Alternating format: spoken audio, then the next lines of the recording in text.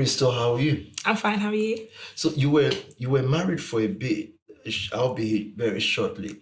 The non-working of that, I don't want to call it failure. The non-working of that, how does it feel? How are you? What did that represent to you?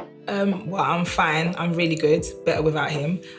But it was a learning curve. It was a chapter in my life that was needed because I put myself in a situation of things because of culture, because of my parents, because of people around me. I felt that I was a certain age, I had done a master's, I had a job, I felt that was the next thing to tick. So I went into that, but it was too premature for me. I wasn't ready. So do you think that's the pressure girls go through because they are of color, or is it? Yeah, 100%. I think definitely in the African culture, it's something that parents do to their children. They put their daughters in a position of, well, you've got a degree or you've done a master's or you're in this position, oh, now it's time to get married and have kids. But actually, maybe it's not time to get married. Maybe they're supposed to progress their career first and then get married. So definitely cultural pressures have a big role to play in that.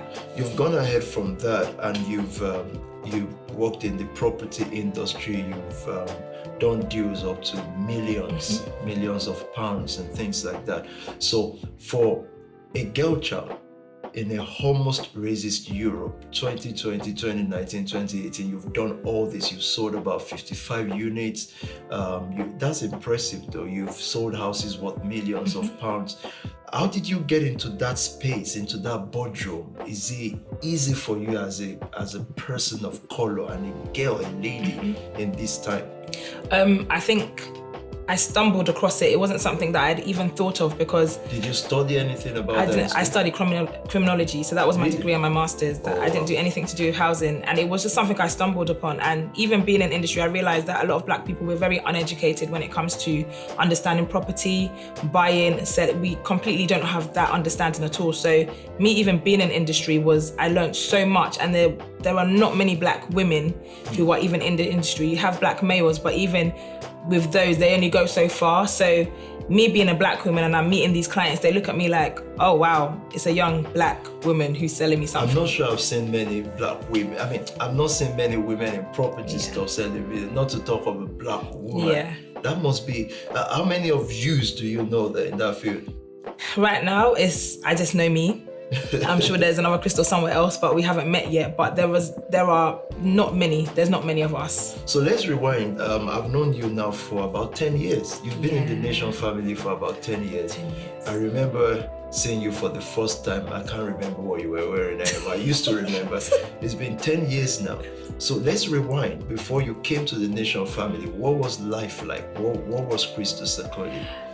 Before the Nation family, Crystal Sarkodie was a very confused person. I was dealing with a lot of issues and I was in a relationship that I just shouldn't be in, and I had been in it for a long time, and it was basically my idol. The guy was my God. He would tell me when to move, how to breathe. Everything was surrounded around him. And the time that I found the Nation family, because my mum brought me to a service on a Thursday because she saw some of your services online and was like, oh, we need to go. And I didn't like TV pastors. I was like, I'm not going anywhere. So she was on my case for weeks and said, no, we have to go. I want you to take me. I said, I'm going to sit downstairs in the car. I'm not coming upstairs. And she was like, please come with me. Came upstairs and then started hearing. And I always remember you were doing a series about love, what love is. And I just remember at the end saying to my mum, I've never heard anyone speak about love like that. That the way he spoke about it was just so different. I understood what you were saying. And from there, that's when the journey began. And I just looked back at my life and I thought, Crystal, there's more to you than this stupid relationship that you're in, because you're not going anywhere, you're not progressing. You just think that this is it. It's him, gonna have kids, and that's the end. How are you here for 10 years? 10 years, even I don't know I've been doing this for 10 years, but people like you remind me. 10 years, what kept you here? What kept you here, and not just here, progressively so? Because I've seen your life, I've seen you metamorphosize, I've seen the good days, I've seen the bad days, then seen the great days now. What kept you? Why are you in this? Is it just because of religion, because you were born as a Christian, or is there something to it? No, it's definitely nothing to do with religion. I think the first thing about you that made me stay is the fact that you're not religious. You're not the typical pastor. You're not the typical like there's an old man at the front of the building and he's talking and you're thinking, you don't understand my I will life. be an old man one day though, because No, I you're wonder young what would forever. happen to me then. But yeah. But that's what I saw in you, someone who was real. I saw someone who I could identify and think, I can speak to this guy about anything that's going on in my life and he will be able to speak to me about that situation, not just throwing scriptures at me, but be able to guide me. And that's what's kept me, because whenever I hear you preaching, whenever I hear you sharing the word, I'm able to relate it to my life. You're not picking up some Old Testament scripture and saying, oh, there's this guy called David. Yeah, he was there and that's life. That was him. This is you now. Everything you say makes me relate it to my day-to-day life. So I take that and I think, actually, I can be more. I was created in the image of someone who was a creator. So me too, I'm a creator. I can progress. I can be a CEO. I am going to be a CEO. I'm going to own my own company. And that's because of what you've taught and put in me. So yeah, that's why I've been around. I remember the first time I heard you sing. I just thought, what is going on? Are you going to be able to sing now? Just easily. But seriously, I'm thinking, so you're part of the Elite family. You're one of the founding persons in the Elite family from day one, I think. Yeah.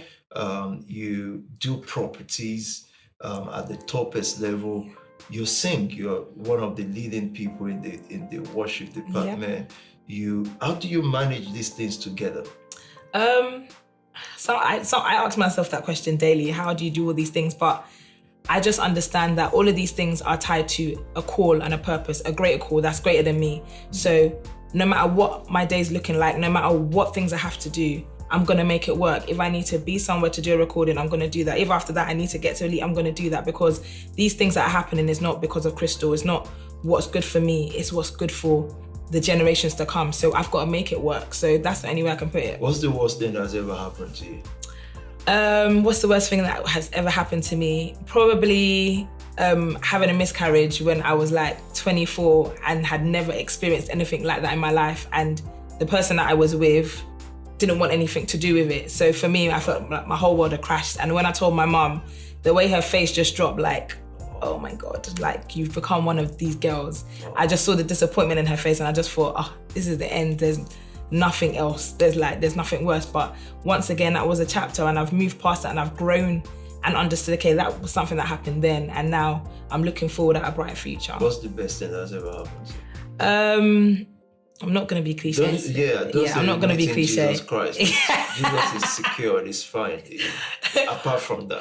I think the best thing for me is finally knowing who I am and being comfortable and confident in that, and knowing I'm Crystal Sarkodie. Yes, I have got my flaws, but I'm someone who's going to be a great person no matter what I want to do. I'm the only person who can stop me, but I'm going forward. And in that going forward, there's people I'm taking along in my journey and there's people I'm inspiring. And for me, that's probably the greatest thing, to know that there's someone who looks at me and think, oh, Crystal, what you're doing inspires me so much. I think that I actually want to take that journey as well. So someone is in a relationship now, maybe they're in their 20s, early 20s, and they're watching right now, or they are even younger than that, and they're gonna go through all this. What would you say to them before they start this journey of life? What would you say to your younger self, like the magazine?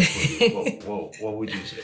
I would say there is a lot of time for all of the relationships and things later on in life. Now in your 20s, focus. Find out what you're called to do. Maybe you like to, do art, or you like to make clothes. Don't jettison the things that are in you. Don't follow the things your parents say, or be a doctor. If you want to be a singer, follow it and follow it diligently. Be consistent and go for it. Don't allow anything to box you. Don't think the color of your skin or your age is going to stop you. You can be anything that you want to be. So I would say, don't put yourself in a box of a relationship and a guy. Run away from those things, because it will kill you. It will kill everything that's in you to be great. So stay away from those things and follow your heart. Become the best architect, become the best dancer, whatever it is you want to be, follow that through and you're going to be fine. Wow. Now this is amazing. Now thank you for that. Thank you. My takeaway from this is people who make a living out of people's flaws will get popular because they talk about the mistakes of others. I wonder what the future of such people are. But here we are. Leadership shows us grace, tells us that God is not just a God of second chance, many chances in life. I've seen Sarkodie's life, Pastor Crystal. I've seen her grow over 10 years, and I've seen what she's doing now. It's so great, it's so inspiring. So why don't we in this already difficult life, ignore those who put spotlights on the flaws of others, and let us embrace those who encourage others to be great in life, to achieve all that they can be, those who put coverings on people instead of stripping them naked. I hope you got something from this. Thank you for coming again. Thank you for having me. Last question, of course, is in 3 years' time, what would Crystal be? If you want to put it in a word or 2 words, what would what's 3 to 7 years for you? I'll be leading my own block management company plus my own construction company. That's what I'm going to be doing. I hope to interview you in 3 years' time and hold you accountable for that. Yes, sir. Thank you all for watching. God bless you.